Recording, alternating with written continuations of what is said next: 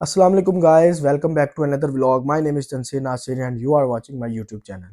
आज का मेरा जो टॉपिक है वो है पीटी स्पीकिंग मॉड्यूल के बारे में, जिसमें मैं आपको गाइड करूंगा कि मैंने किस तरह इसमें अच्छा स्कोर लिया था, और उम्मीद करता हूँ मेरी वीडियो देखने के बाद मेरे से ज़्यादा आप इंशाल्लाह स्कोर गेन कर लेंगे। तो बगैर किसी टाइम वेस्ट के वीडियो को करते हैं स्टार्ट।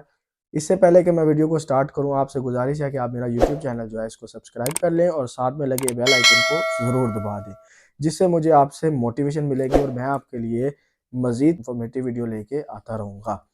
तो आइए वीडियो को करते हैं स्टार्ट।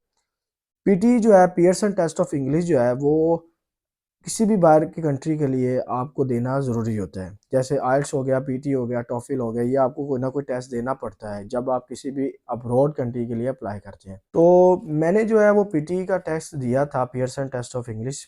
ठीक है। तो मैंने जो इसके अंदर गेन किया था वो 68 स्कोर था। लेकिन इंशाल्लाह मैं आपको गाइड करूंगा टिप्स एंड ट्रिक्स के साथ कि आप मेरे से ज़्यादा कैसे स्कोर को बूस्ट कर सकते हैं। सबसे पहला जो मॉड्यूल है पीटी का वो है स्पीकिंग मॉड्यूल। ठीक है, जिसमें आपका स्पीकिंग का सारा टेस्ट होता है। इसमें जो सबसे पहला सवाल आता है वो आता है रीड अलाउड का। रीड अलाउड में क्या करना होता है, आपके पास 2 या 3 लाइंस का जो है पैराग्राफ होता है, जिसमें आपने इसको थोरली फ्रिक्वेंटली जो है अच्छी प्रोनाउंसिएशन के साथ जो है वो रीड आउट करना होता है, बगैर किसी हेजिटेशन के, बगैर किसी स्टॉप के।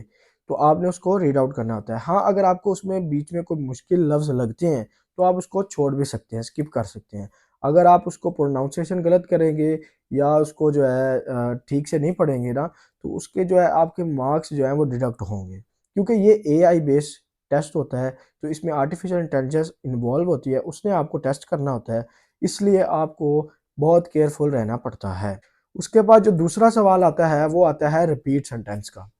रिपीट सेंटेंस में एक ऑडियो चलती है, मैक्सिमम ऑफ 8 वर्ड्स या ज़्यादा से ज़्यादा 10 लफ्ज़ों की वीडियो चलती है, 10 वर्ड्स की। उसमें एक ऑडियो चलती है कि आपने उसको जो है रिपीट करना होता है।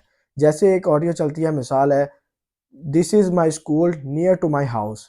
तो आपने इसको एज इट इज़ बोलना होता है, this is my school near to my house.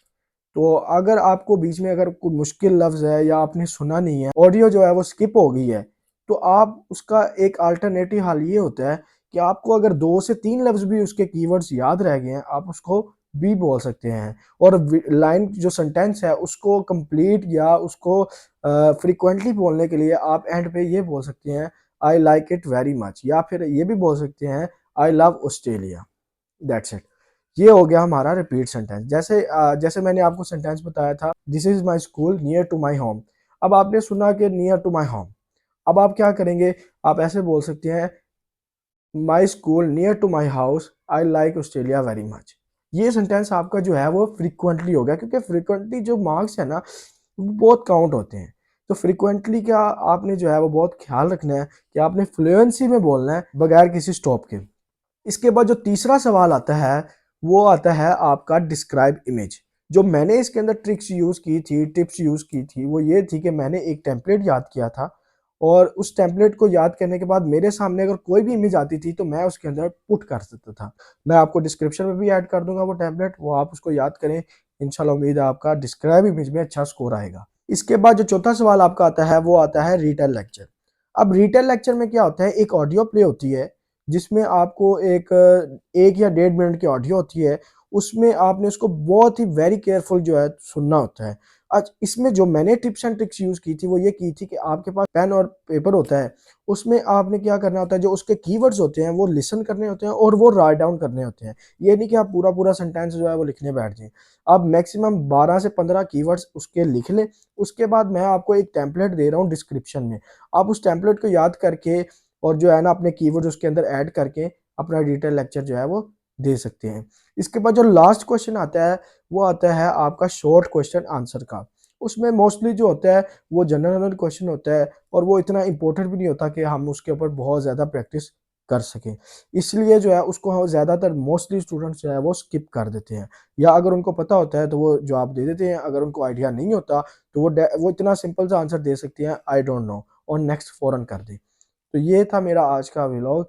अगर आपको वीडियो पसंद आई हो तो आप लाइक कर दें, और अगर हाँ आपके माइंड में अगर कोई सवाल है पीटी रिलेटेड जो आप मुझसे पूछना चाहते हैं, आप मुझे इंस्टाग्राम पे, ये मेरा इंस्टाग्राम आईडी है, इस पे जो है आप मुझे मैसेज भी कर सकते हैं, या फिर इसके अलावा जो है आप मुझे कमेंट में भी पूछ सकते हैं। इंशाल्लाह मिलते हैं आपको अगले व्लॉग में, जिसमें मैं आपको बताऊंगा पीटीई राइटिंग मॉड्यूल के बारे में। अल्लाह ताला आपका हामी और नासिर हो। अल्लाह हाफिज़।